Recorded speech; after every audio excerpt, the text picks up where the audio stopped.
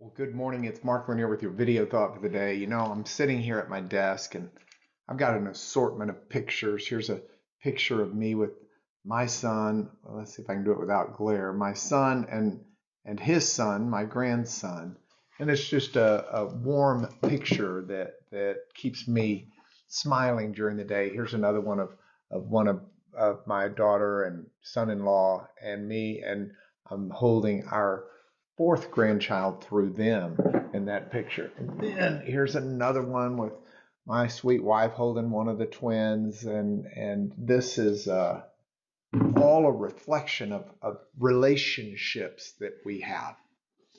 And I use that as a tool this morning to help us focus in on what I'll use for the final video thought for the week that we've been looking at concerning what it means to be made in the image of God. God is a God of relationships. He has relationships with those of us He's created. He has internal relationships. As Christians, we understand that as the Trinity. He is a God of relationships. And when He made us as people who also are wired for relationships. Now, that means as I focus going into the weekend on this aspect, I need to recognize that my ability and desires at times to connect with other people, that's something that God's put in me and in you as not just a motivation and a tool, but as part of our being, part of our essence. The Greeks had a saying that no man, or one man is no man. And we sort of have an expression like that when we say no man is an island. We're not to be isolated. We crave and we are more fully human when we relate to other people.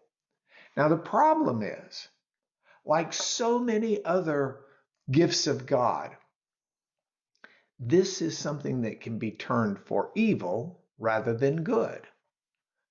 C.S. Lewis talked about how Satan has never really invented anything new. What he's done is taken what's present already and distorted it, twisted it, made it evil by making it no longer the good that it was. And so as we relate to people, we always have to be on our guard that we're not using those relationships in ways that are destructive. We should be using those relationships in ways that are constructive, that help edify, that help build up, that help people come to grips with life in ways that give them better tools and better peace. That I can't overstress this enough. God's going to have you and I in relationships today, in the coming days. And we can use our time in those relationships to build people up and to help people with life, or we can ignore them, or even worse, we can use them to be destructive. Now, I don't want to be that way. If I'm going to bear the image of God here, I want to use relationships for the good of the other person. That's part of what it means to be fully human in a godly way. And that is your video thought for the day.